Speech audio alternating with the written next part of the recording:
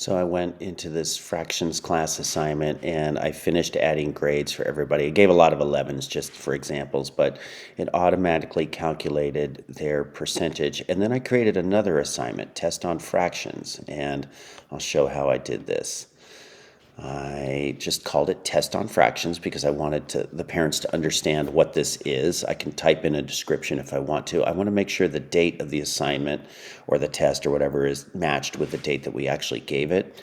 This is for the portal, student and parent view portal. I don't really mess with this too much. I just leave that alone.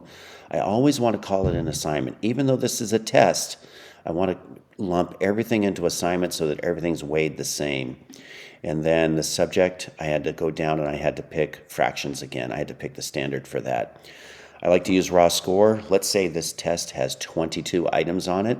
I still want it to be worth a total of 10 points in the gradebook. If I choose 10 for everything, then everything is weighed the same. If I want tests to have a little bit more weight, I might give it 15 or maybe 20. But it's hard to keep track of the weights and to make sure that it's balanced correctly. So I recommend while you're starting out to give everything 10 points in the grade book, and then the max score is the number of items that will be scored.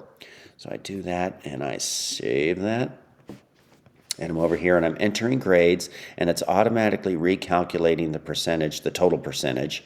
I'm going to come back in another video to the 0 and the 6. Anything under 50%, I want to come back to those and talk about that at a different time. So as I enter grades, we give this kid an 18, and you could see that it's in red and that's crossed out. This happens until I hit save. So 18, and then the last kiddo, 18.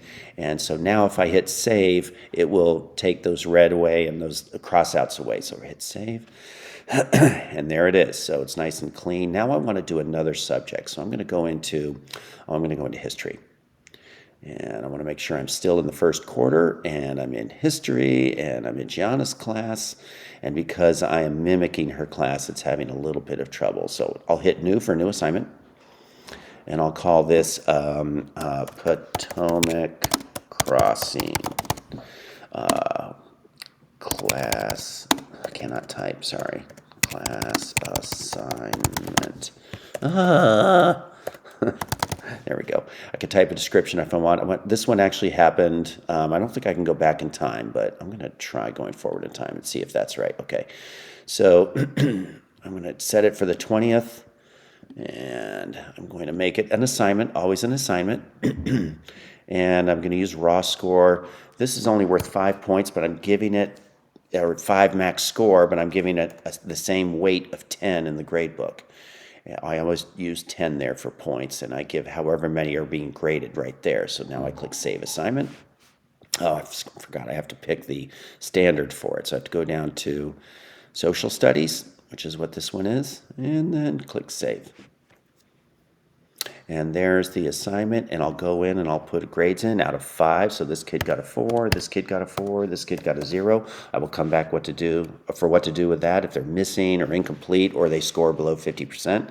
This kid got a 2, this kid got a 1, and 4, and 4, and 4, etc., etc. All right. I could do that for other subjects, so you can see that it lets you know, oh my gosh, this kid's struggling right now. And I'm going to make another video that shows you what to do when that happens. Okay.